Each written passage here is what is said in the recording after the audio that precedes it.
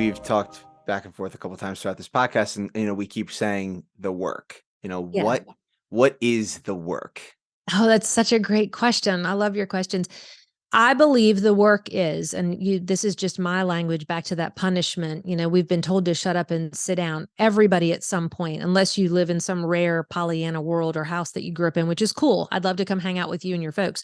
Most of us have had an experience where we've been forced to silence ourselves, play it small, disappear, give our power over to someone else.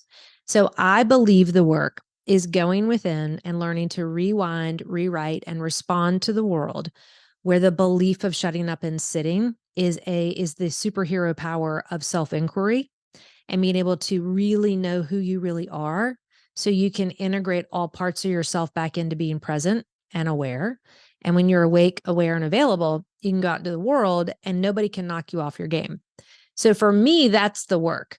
And that's really the work that I help clients with, is to learn a process to go within to do that, and then create a habitual pattern of self-inquiry, self-awareness.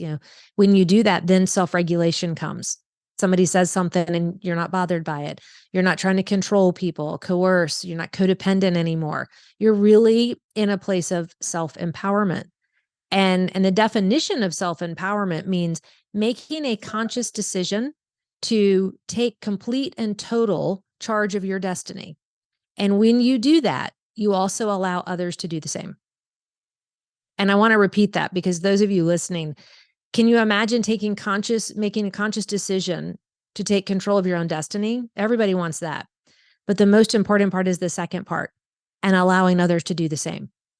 So you're not running around going, you got to do this to get that. Maybe that worked for you. I don't know if it's going to work for me. See, we're allowing people permission to walk alongside of us on their journey. Maybe if you stand on your head and eat Reese Pieces and do 15 burpees and then go, take an ice bath, you got enlightenment. But I don't get it that way. I have my own, routine, and I'm being silly, but there are some crazy things out there. And I've said this before, and you were on a talk when I said this, Tom, but I don't believe any of us are enlightened until we're all enlightened. So no one's getting there first or faster or better. And the truth is, people that go within and find this self-worth and this self-love and cultivate the deep sense of power, of presence, of being who they really are, they want to invite people to come in and do it too. They don't go get it and then sit on the mountaintop and say, oh, I'm so much better than you. That's actually the opposite of enlightenment. That's just another version of our ego. They do what you're doing. They come down off the mountain and they say, hey, come on with me. Look how cool this journey is. Take part in it, because you want it so bad for everybody, because you can't contain it. It feels so great to be in a place of empowerment.